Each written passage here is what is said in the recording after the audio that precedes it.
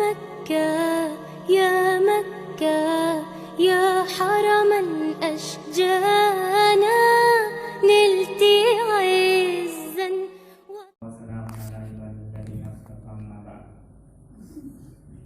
عزا اللہ تبارک و تعالیٰ نے انسانوں کی ہدایت کے لیے انبیاء کو مبعوث فرمایا، اور سب سے آخر میں میرے اور آپ کے آقا جناب رسول اللہ صلی اللہ علیہ وسلم تشریف لائے۔ نبی کا بنیادی کام واعظ و نصیحت اور دین کی اشاعت، اور ہر عالم دین کی بھی یہی ذمہ داری ہے کہ وہ مقرر اور واعظ بنے، تاکہ دین کی نشر و اشاعت کا حق وہ ادا کر سکے۔ اللہ تبارک و تعالیٰ قرآن مجید میں فرماتے ہیں ثم جاءکم رسول مصدق لما معکم لتؤمنن به ولتنصرنہ، کہ اللہ نے تمام انبیاء سے عہد لیا کہ جب وہ خاص نبی آئے جو تمہاری کتابوں کی تصدیق کرے تو ان پر ایمان لانا اور ان کی ضرور بھی ضرور نصرت کرنا۔ الشیخ الامام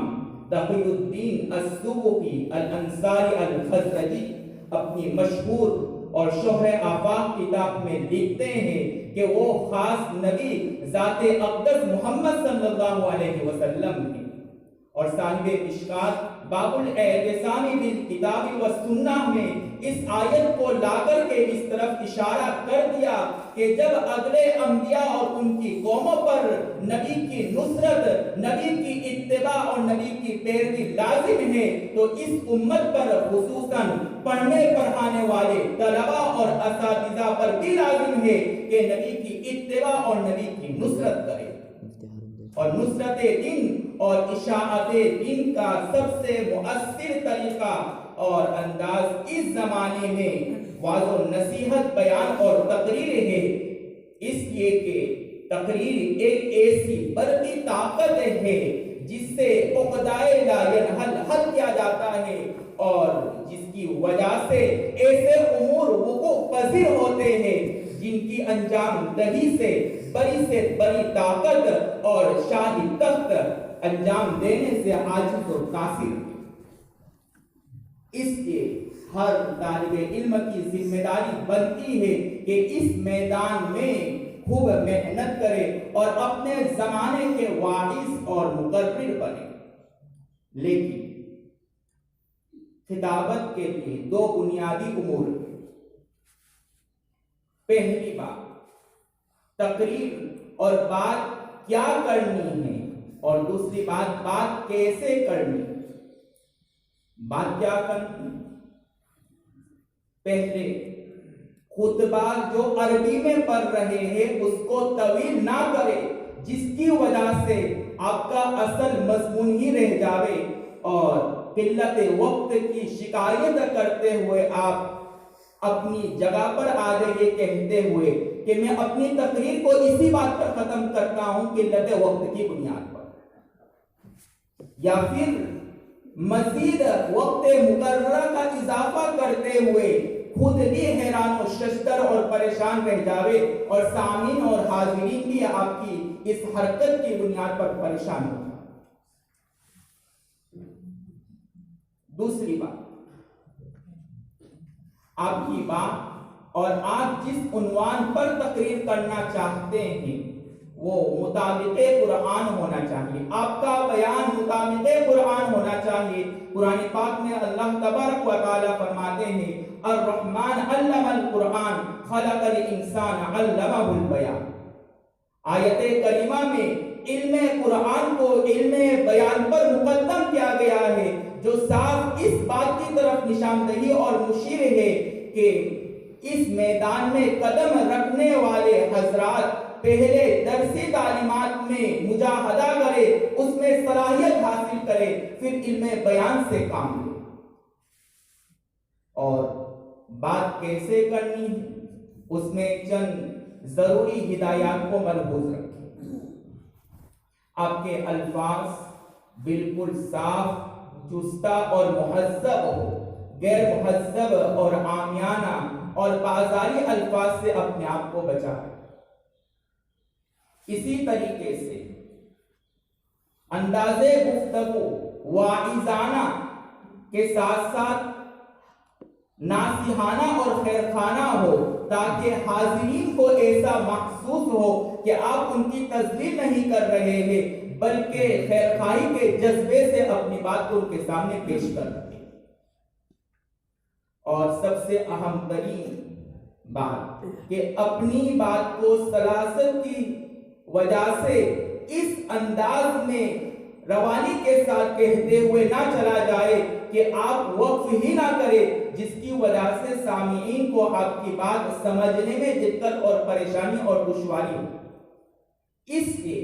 روانی کی وجہ سے آپ اپنی بات کو تسلسل کے ساتھ نہ کہتے ہوئے چلے جائے، بلکہ وقف اور واضح انداز میں اپنی بات کو اس طرح کہے کہ سامعین کے دل و دماغ میں آپ کی بات اچھی طرح اتر جائے۔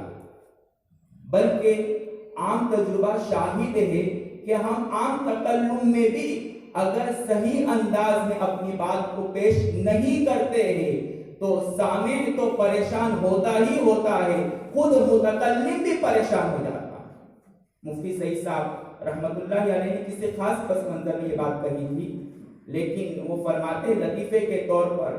کہ ایک صاحب مغربی ملک میں پہنچے، اب ان کو جھینگا خریدنے کا ارادہ تھا، لیکن اس کے پاس وہ الفاظ وہ صحیح تعبیرات نہیں تھے جس کی وجہ سے وہ کہہ سکے کہ مجھے جھینگا چاہیے،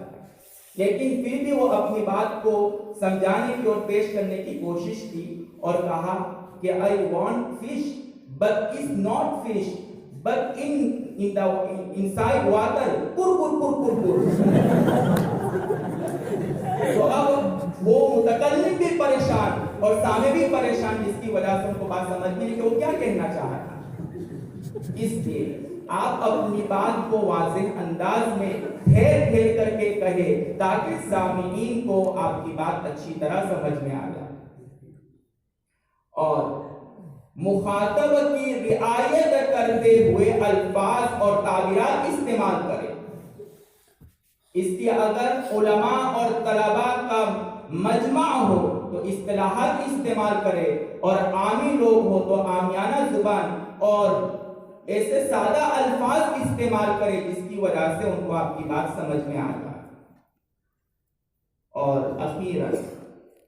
جو ماہیت تقریر میں داخل نہیں لیکن الگ بھی نہیں کہ اپنے اندر اخلاص پیدا کرے، تقریر اخلاص کی نظر سے اخلاص کو مد نظر رکھتے ہوئے کہے، اور لوگوں کے جیبوں پر آپ کی نظر نہ ہو کہ ہم اچھی تقریر کریں گے تو ہمیں لفافے ملیں گے۔ یہ سب سے اہم ترین چیز ہے۔ اور دوسری چیز، جہاں آپ کی سیرت اچھی ہو وہاں مجمع میں آنے سے پہلے اپنی صورت اور ہیئت کو بھی صحیح کرے، تاکہ جب آپ حاضرین کے مجمع میں جلوہ افروز ہو تو لوگوں کو ایسا محسوس ہو کہ مجمع کا افق اور آفتاب طلوع ہوا ہے۔ اس لیے آپ کو ضروری ہے کہ ان امور کو ملحوظ رکھے۔ اگر آپ نے ان امور کو ملحوظ رکھا تو جہاں آپ ہوں گے وہاں آپ ہی ہوں گے اور کوئی نہیں ہو سکتا۔ اور اخیراً سب ہی کو مبارکبادی دیتا ہوں کہ سارے ہی طلباء نے بہت عمدہ لب و لہجے کے ساتھ اپنی بات کو پیش کرنے کی کوشش کی ہے، لیکن یہ حقیقت ہے کہ اس میں چند طلباء فرسٹ نمبر پر آئیں گے اور کچھ کامیاب نہیں ہو سکتے ہیں، لیکن ان طلباء کو مایوس ہونے کی ضرورت نہیں ہے، بلکہ مزید محنت کرتے رہے تاکہ آپ مستقبل کے بہترین مقرر بن سکے۔ اس سے شاہ عبد الغنی پھولپوری رحمت اللہ علیہ فرماتے ہیں کہ امام بخاری رحمت اللہ علیہ حدیث اول کے راوی امیر المؤمنین حضرت عمر کو لے آئے ہیں، اور آخری راوی اللہ کے رسول صلی اللہ علیہ وسلم کے خصوصی شاگرد ابو ہریرہ کو لا کر کے ہمیں یہ سبق دینا چاہتے ہیں کہ ایک طلبہ پڑھنے پڑھانے والے حضرات سارے لوگ امیر المومنین حضرت عمر رضی اللہ تعالیٰ عنہ کی طرح محتمم اور شیخ الحدیث نہیں بن سکتے، لیکن ہر طالب علم ابو ہریرہ کی طرح ایک مخلص شاگرد بن سکتا ہے۔ اسی طریقے سے تمام طلبہ فرسٹ نمبر پر فائز نہیں ہو سکتے ہیں، لیکن مصاحب بزم صوفی بن کر کے وہ اپنے مستقبل کے بہترین مقرر بن سکتے ہیں۔ اللہ تبارک و تعالیٰ کے باتوں پر عمل کرنے کی توفیق عطا فرمائے۔ جزاکم اللہ۔